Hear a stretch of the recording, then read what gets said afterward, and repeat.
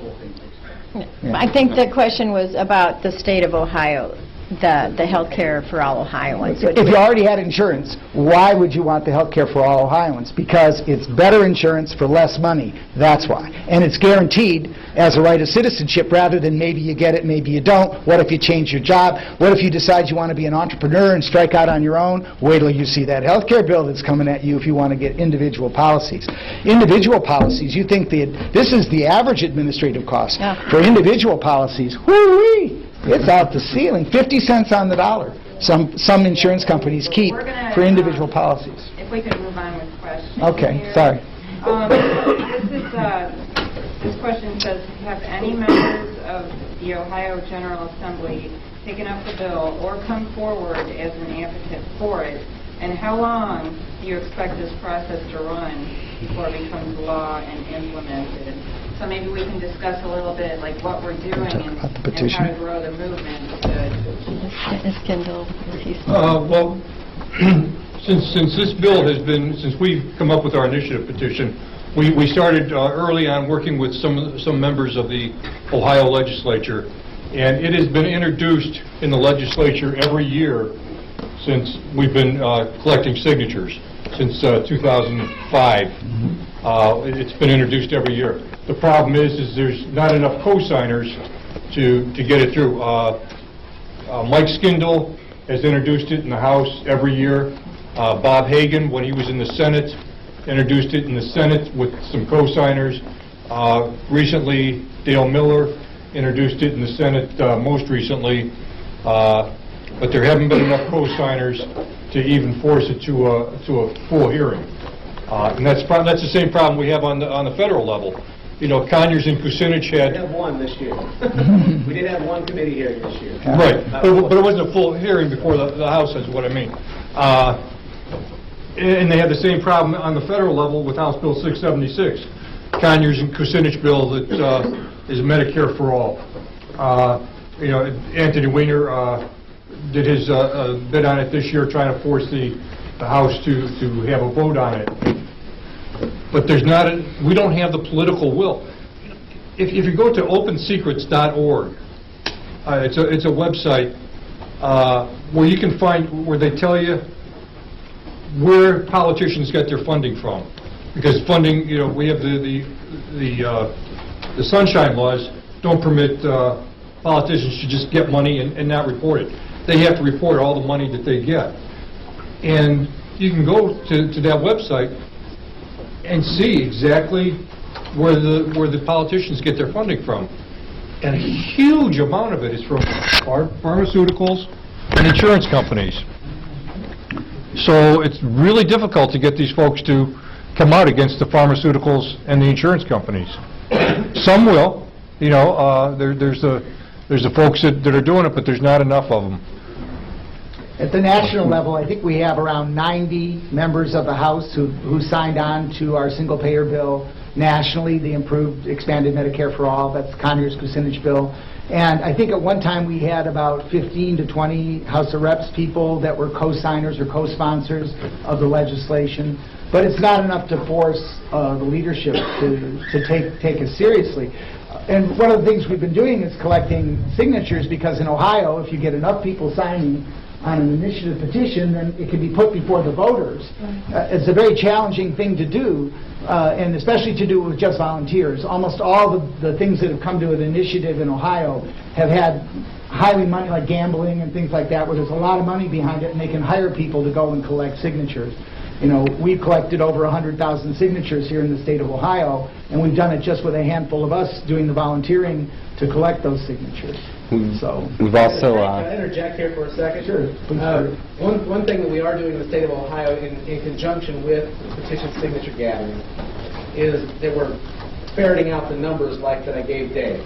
In every school district across the state, they're insuring their staff by paying private insurance companies a premium on behalf of their staff. Now those are tax dollars. Those are tax dollars that are collected on your real estate property taxes to pay for your school district.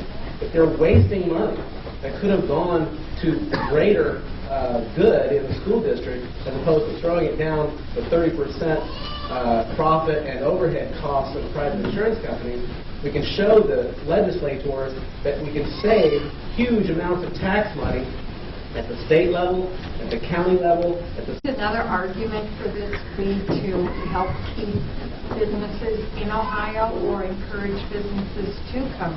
Very strong argument. Absolutely. Predictability of costs. Because that's a big problem with the state of Ohio. We're losing too much industry.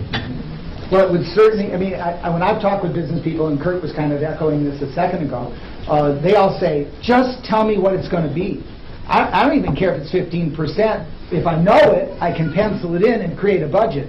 But when I suddenly sit down with the insurance company, and Yeah. like we've heard in the news out in California, oh, by the way, 19% for big business. Oh, you're an individual?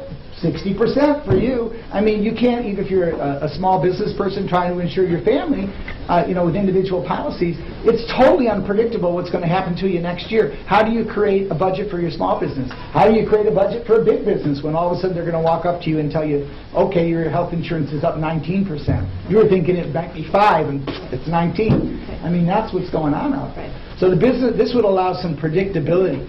And by creating a pool of money, it does one other important thing that we all do as households. It creates a budget. I know how much money I'm bringing in every year.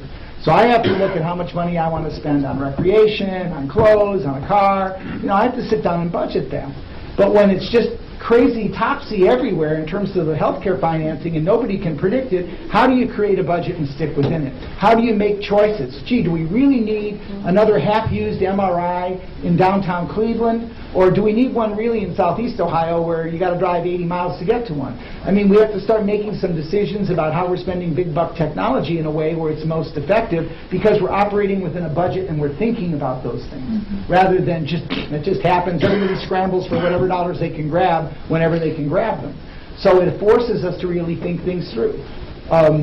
And this lady's got her hand up, so I'll show it. You mentioned that we don't have the political will, and He mentioned. oh, sorry, you mentioned, and I just find that a fascinating thing, because we see, like, considering the facts, which are facts about the healthcare system as it is, and we see what happened with the federal bill, where the other side obviously had the political will in the healthcare battle, and by the other side I mean people against the bill. How do we change that conversation? How do we seem to be, whether it's the media or the communication? A lot of that has to do with education and being visible in the public.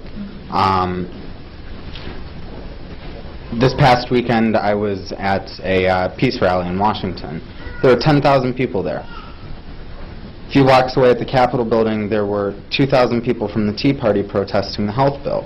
They got more media coverage than we did. They were also a lot rowdier than we were, a lot crazier than we were.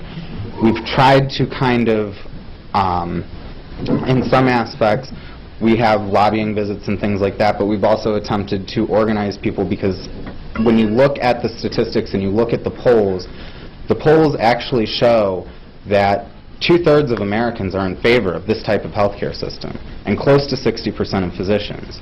The problem is the politicians do not know that, because they're not hearing from us. They're hearing from the opponents loud and clear. They're not hearing enough from us.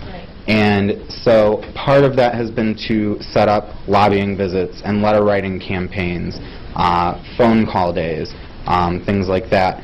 During one of the hot points over the recent federal debate, we set up a day where we absolutely flooded Senator Voinovich's Cleveland office with phone calls and really upset his staff there.